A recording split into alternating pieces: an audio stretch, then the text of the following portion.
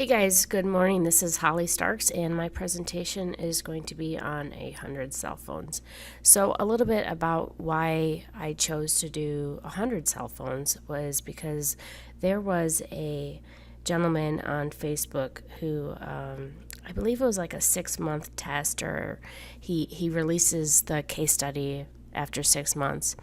And he did a test with 99 cell phones. And basically, what he was doing is seeing if he could trick the GPS and Apple Maps and Google Maps into thinking there was 99 phones and what it would do. So he put these 99 phones in a red wagon and walked around the streets in Europe. And within maybe about 5 minutes, it started a major traffic jam on your phone, on the Google Maps, on Apple Maps, on Android Maps, any kind of navigation that you would normally use when driving. It created a traffic jam, and he took pictures, and the road itself, there was no traffic on it, but there was 100 cell phones, and they all had the maps running, like driving directions. And I was curious about lots of different things with the test. Like, does it have different IPs? Did it have mobile IPs? Did it have proxies? How did you get 100 cell phones, 99 cell phones with phone plans, and how much was the cost of that? So I wanted to know a lot more about the actual data set of it, and so that's why I came up with this presentation on 100 cell phones.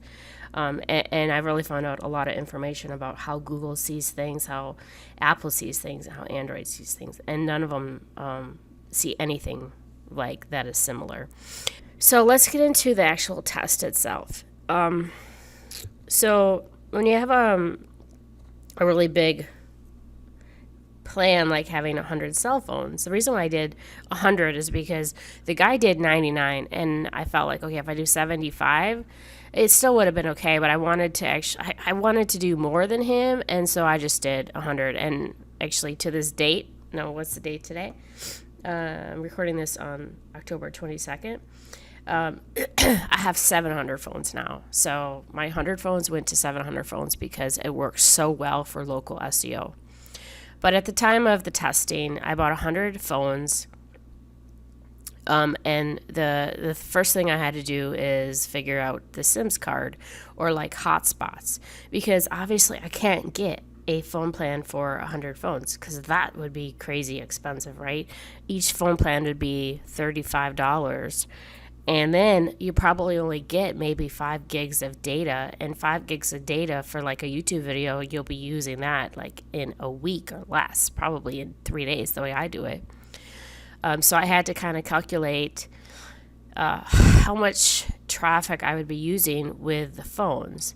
And I'm going to be using these phones in particular for this test for driving phones to your GMB, to a local business that has a Google map. I'm putting a search in. I'm driving to your business, your driving directions. I get to your business. I'll do reviews on some of them and such as that. So you're not using as much data.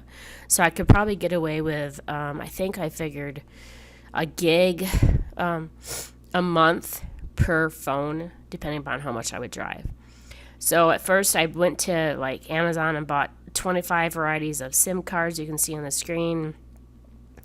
I did the Simple Mobile, I did the blue cards, I did the Mint Mobile. Some of them ranged, the SIMs card itself was like $30, and then you have to do a refill, which is $25 for the crickets. It was just getting really expensive. So then I decided to try out some hotspots, because with hotspots, so I bought cricket hotspots, and each hotspot you get about 35 gigs a month, and that's the hotspot itself is $100 to buy, and then you have 30 gigs of data, and that is $30 a month, $35 a month. But you're allowed to connect 10 on 4G, and then you can also do 5 on 5G, I think it is. So technically, you can do 15 phones per hotspot. I only, however, connect only 10. I don't even use the 5Gs because I feel like if you Connect 10 plus the 5Gs, it kind of slowed it down. So what I did is I ended up buying, in total now I have probably 30 Cricket hotspots, but originally with the test, I did 10 hotspots, so it was $1,000 to buy all the hotspots, and then plus $30 for each of them per month to have 30 gigs. So again, this is a very expensive test and it's most people wouldn't do this, but I thought it was just amazing. So, okay, and then so you have 100 phones, right? You got to figure out how to charge all of these phones, because if you're doing just a regular, everyone only has one phone. Generally, maybe some have two with a business, but you can't charge 100 phones like slow like that, because it's going to take you forever to get them charged. Then you go drive, they're going to die in like a half a day because they're older phones, and then you have to figure out how to charge 100 phones again for the next day. And we had some power problems at the house. I had sparks coming out. So what I ended up buying is this lightning charger. This one in particular charges 60 at a time. And about 12 hours in, half of the USBs went dead, so I had to return that. And then I ended up buying from the same company a base of 30, and that's what I charge now on.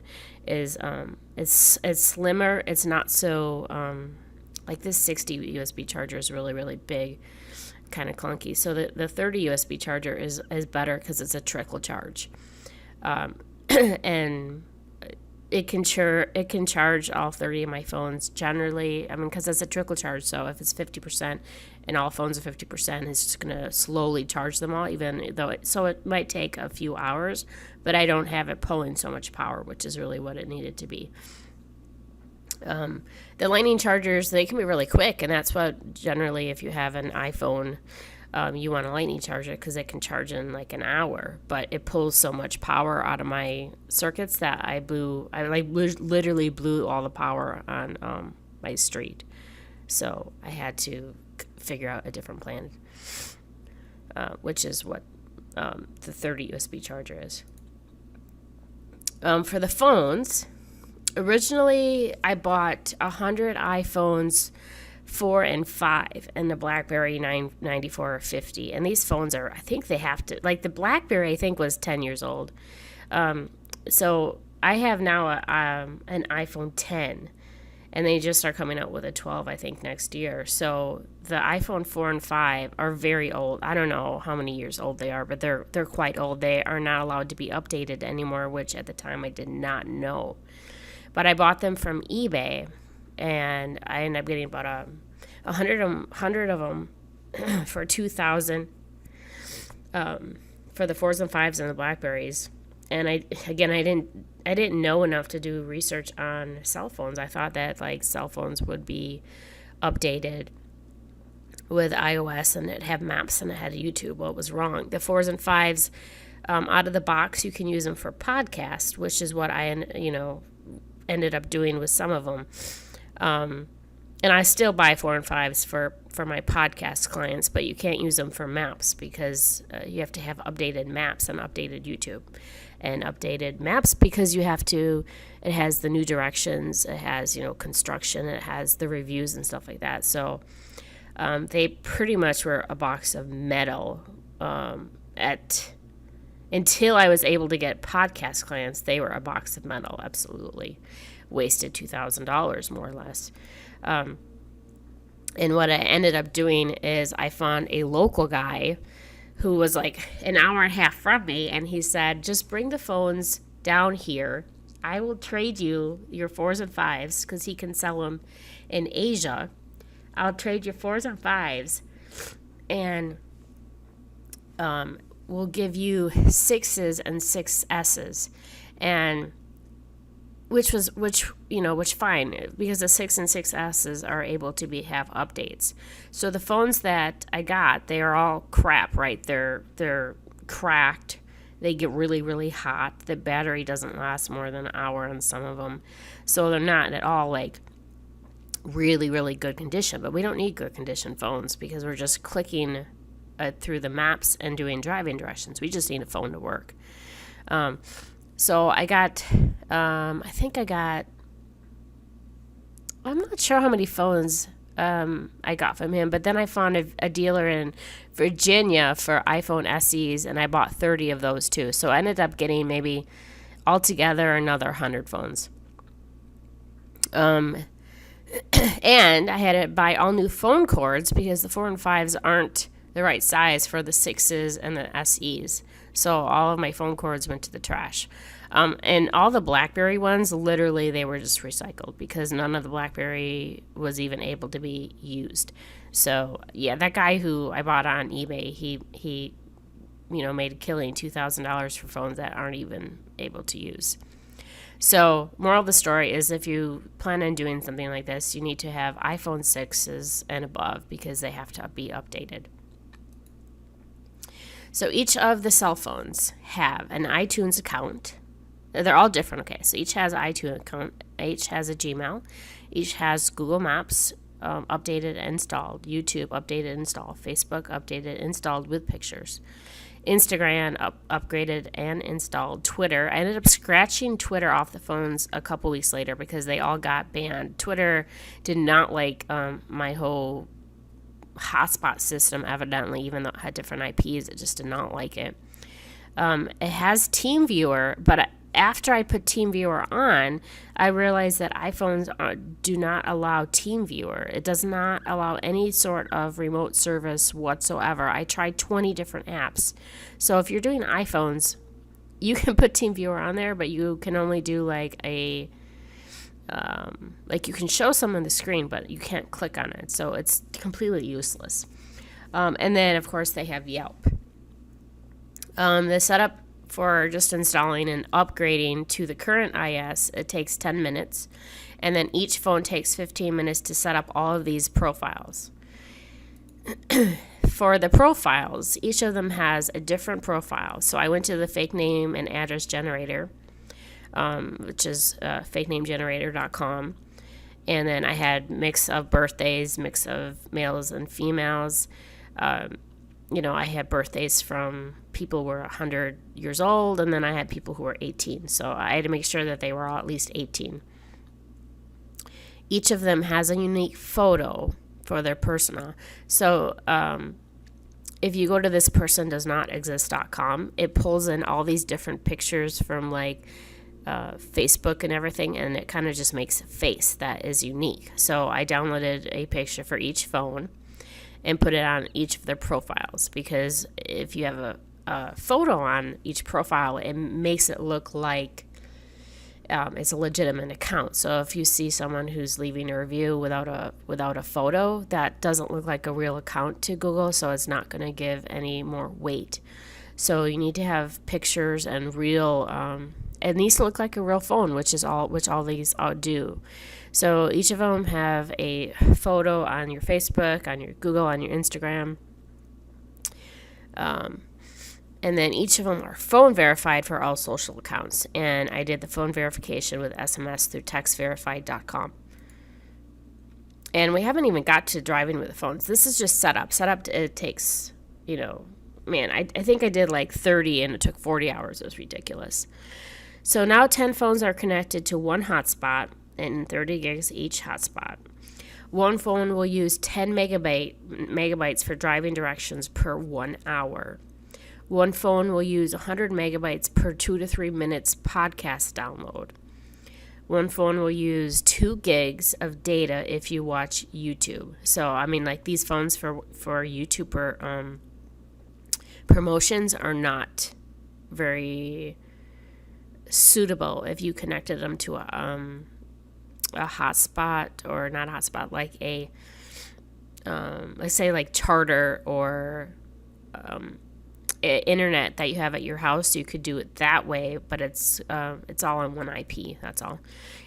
One phone will use roughly 100 to 200 megabytes per Google search plus review. One phone will use the same for each Yelp review, which means, we'll use 100 to 200 megabytes for each Yelp review. One phone will use 80 megabytes per Instagram picture you look at. And then if you're going to do any kind of uploading, it's going to, probably going to be 500 megabytes to a gig or whatever it is. Each phone has its own IP, and I checked and verified each one. So basically, you connect it to the hotspot on the phone, you turn on airplane mode, and then turn it off, and it throws a new IP for each one. Okay, now we're finally ready to drive. Nope. We aren't yet. We still have a few things to do. So the first test that we did, we created a 3 to 4 subset of keywords for 20 phones. All of the phones were connected to my Wi-Fi, my house Wi-Fi. I did all of these phones, right, connected to my house Wi-Fi first. I didn't even connect them to the hotspots, okay? I did each search in that subset on google.com and then clicked on more places and then clicked on the map listing. And then after 5 minutes, because the speed blows on these phones because they're so old, I was able to click on get directions and start. Again, remember this was all done on one Wi-Fi, so they all have the same IP from the start.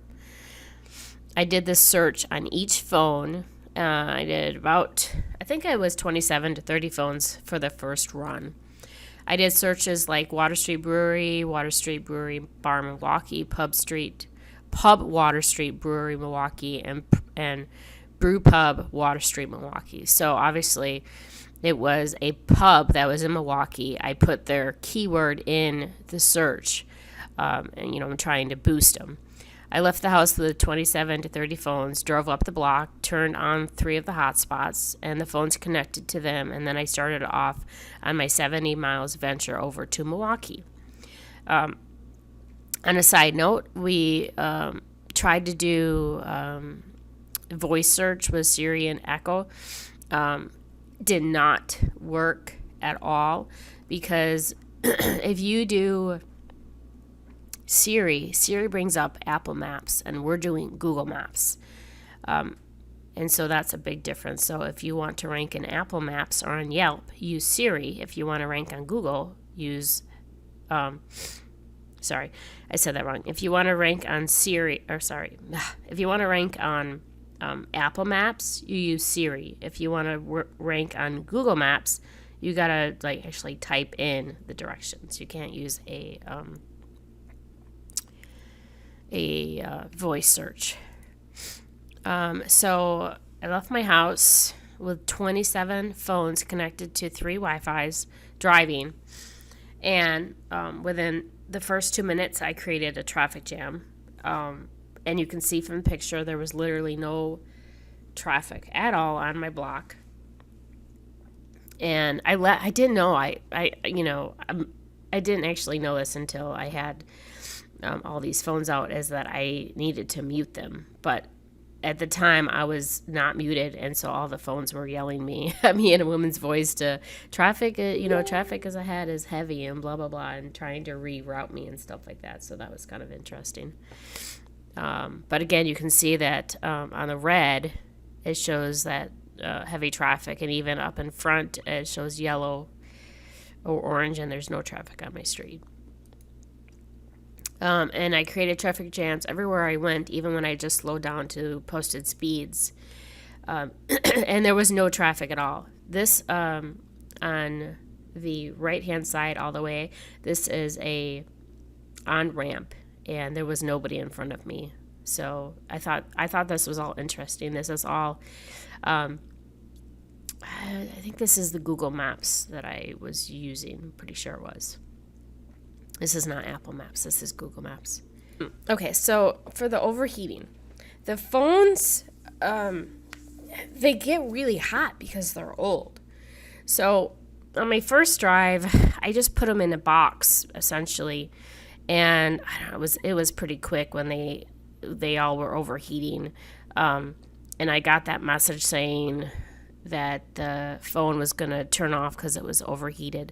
But although it did say that, all of them directed me to the bar fine, and when I picked up the phones, they all were, even though I had that message, they all had the maps on them. So I ended up having to buy I had to try a few different things to control the heat. And because if they're, you have all the phones stacked like that, it's just going to get hot. Yeah, so we got kind of creative. We bought a CD case holder from Goodwill for $5, and they created enough airflow, but when I would take a turn, all of them would go flying and fall over the place. So this is what I ended up buying, is this phone storage. It was only $25, a phone storage, plus it held my hotspots in it, and it was enough space. So the problem with these are that if you still make a turn, they all sort of like flip over a little bit. So if you can't take a turn fast at all. So I put them, usually in the back seat, and I strap them in with a seatbelt so that it kind of controls where the box goes. I don't put them in the front seat with me, because if I do have an officer drive past me and he sees all of these phones, I'm going to get stopped, and I have been stopped before. So having them in the back seat is better. All right, so we're going to go over some of the results from driving the phones there.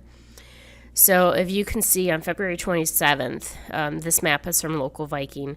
I was on the route I-43 to I-94, 70 miles away, which you wouldn't think it would work with, driving so far away coming into a business.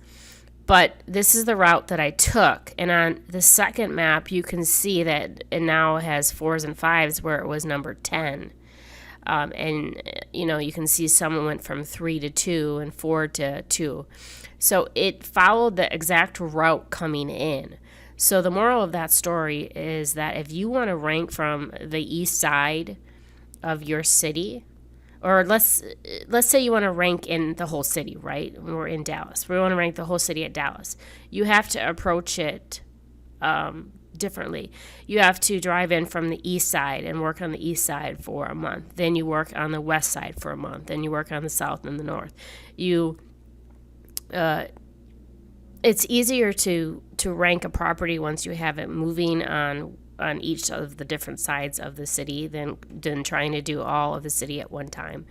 So for this one, I've done this 3 or 4 times, and every time I do it, you can see the route coming in on this property. And again, 70 miles away, it doesn't really matter if I'm 20 miles away or 70 miles away. It knows the route that I'm coming in, and the roads that I come in, you can see that on the line of I-43, the numbers change for proximity rankings. And some ranking results.